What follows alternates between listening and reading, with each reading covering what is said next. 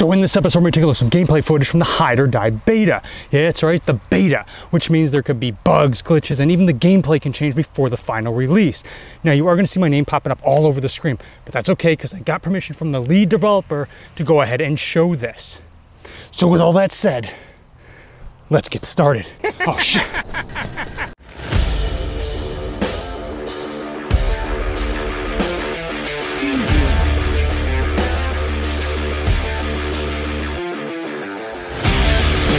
And when you start the game and enter the menu, you're going to notice that there is a store. Now in the store there are things like shirts, pants, shoes, heads, and hair. Now for the beta, there are only shirts available, and you'll notice a lot of them are 2000 CR. I currently have 1560 CR. Now the way you get CR is obviously you pick up items throughout the game. You'll notice things that are outlined like bottles or cans, and every time you pick them up you gather CR. Now when you start the game you enter the lobby, which is a giant ass bunker. And in this bunker, you'll notice these big-ass TVs everywhere.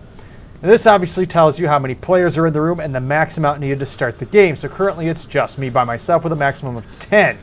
Now, while you're waiting, go around and check out this bunker. But don't stray too far, because if there's a lot of people in here and the game starts, all the lights go out and you have to somehow find your way back.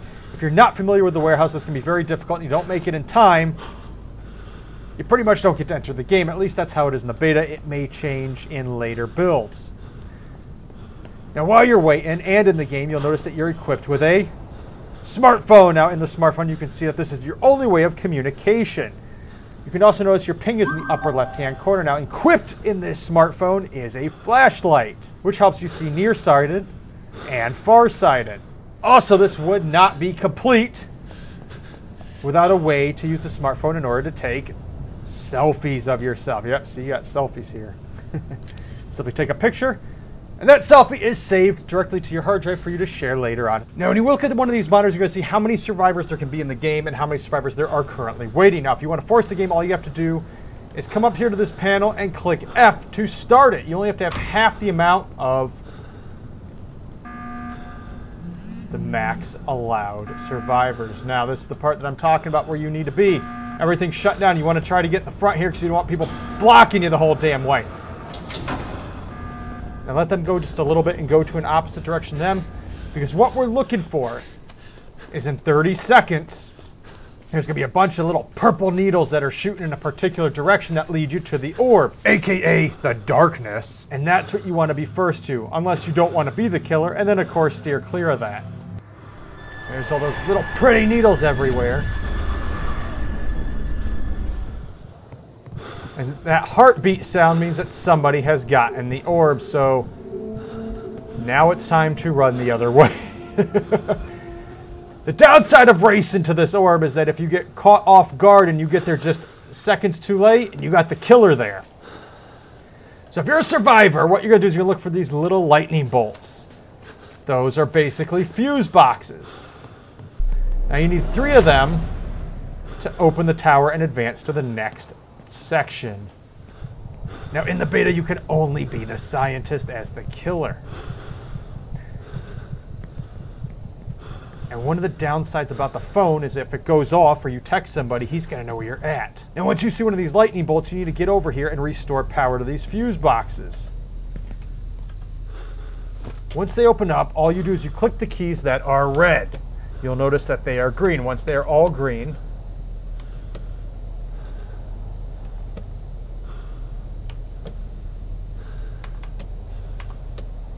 you can then activate it by hitting the switch.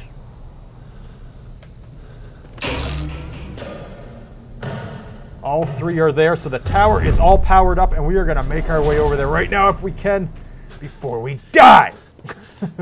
And once all 3 fuse boxes are activated, it will turn on the lighthouse. Now once the lighthouse is on, it will ward off the darkness. But you only have a limited amount of time until the lighthouse turns off and the darkness returns. And if the killer is chasing you, there's lots of places to hide. You know, as in hide or die. But you have to be careful because when you hide, people can message you. And if they message you, then it's going to give away your position, leaving you to die. Will consume all. And what they want to bring to your attention about this game that is far superior to any game I have ever played in my life is the audio and sound. It is perfection and immaculate. And audio is definitely one thing that is heavily overlooked in video games, and I am very happy that somebody finally got it right for once. The guy who did this audio must have been an audiophile. Now, I am actually running the Blaster X AE5, which allows custom profiles per games. And I am really hoping this guy comes out with a profile for the equalizer, along with settings, in order to perfect exactly how he wants it to be heard. And yes, in order to go to the next round, the scientist has to come in here and restart as well, which means the killer changes every expansion.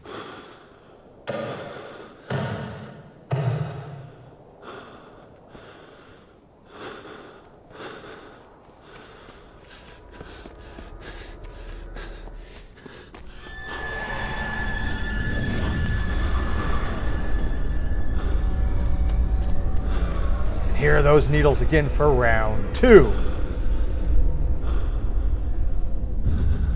All right, hopefully we can get to the ore before everybody else this time, and I got stuck.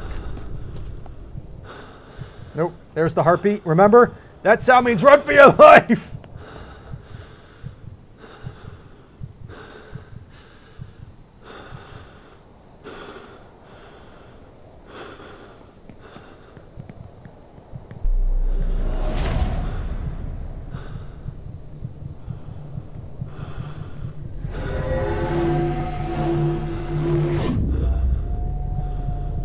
Oh shit, he's here.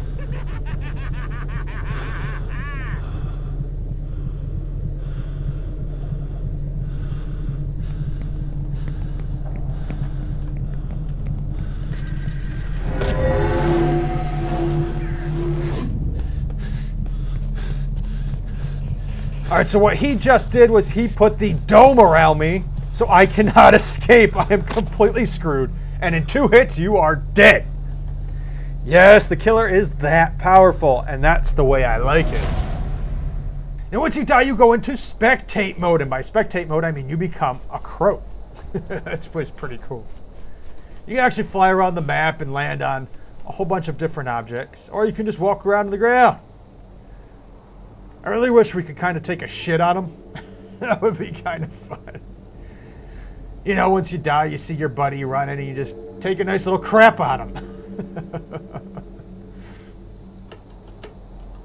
I'm just a bird looking for a place to take a crap. So now let's go ahead and check out the killer. Now, in order to become the killer, as I said before, you have to be the first one to the glowing orb.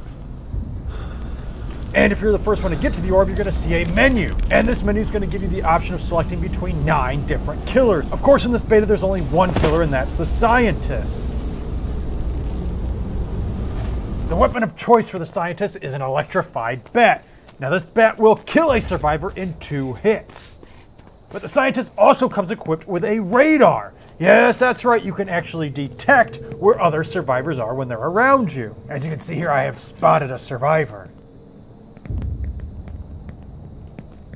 There he goes. Come here, boy!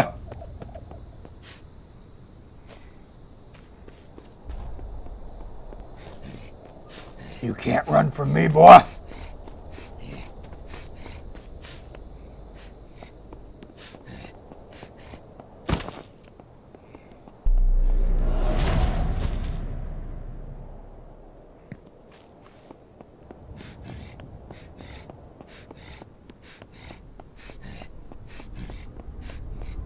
And you're dead. And as I told you earlier, when spectators die, they become crows, which spectate the game.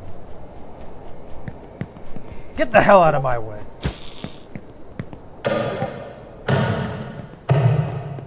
Now, something else that the scientist has is a device that can create a dome. Now, within this dome, it traps everybody inside until the dome goes away. And as I said earlier, the killer has to escape, otherwise he dies. Now, if you're the last survivor alone with the killer, a firearm's going to appear. Now, you only get 1 shot, and with this firearm, you're going to have to kill the killer. Now, this is the first time I've ever actually found the firearm. Now, I don't really care for the crosshair, and oh crap, I was trapped in the dome. Now, that crosshair is almost non-existent, so I'm pretty sure I'm not going to be able to kill the killer because I've never actually fired this thing before, and I'm not really sure what type of strategy the killers use when they're faced with the firearm. But let's see what happens.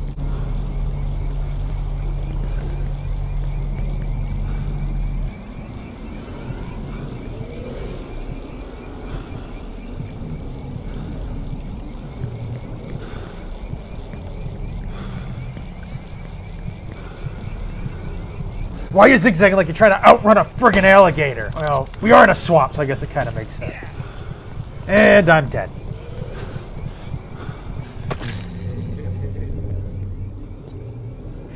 But that's okay, I don't need to wait for the developers to change it, if they even will at all, because I have a monitor that actually has a crosshair system built into it. And if you plan to play this game and you have a crosshair system built into your monitor, I highly suggest turning it on as well. But again, this is a beta, this is not the finished product, they may change it.